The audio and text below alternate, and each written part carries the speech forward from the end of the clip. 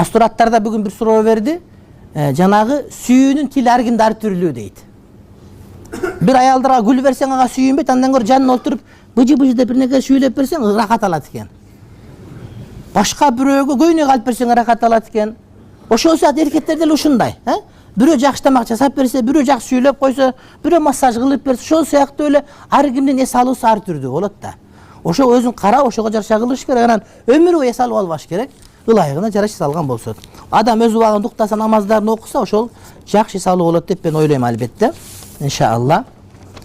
Спорт менен машыкканга аракет кылыш керек.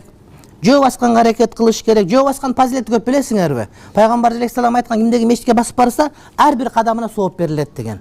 Анан мечит шаардын сыртындагы бир адам үйүм алыс болуп калды. Мадинага пайгамбардын мечитине жакын көчүп келейин дегенде, жок, алыстан келген соопту. Сооп деген ичинде көп маани бар да. Алыстан басып келгенде ден соолук чың болот деген.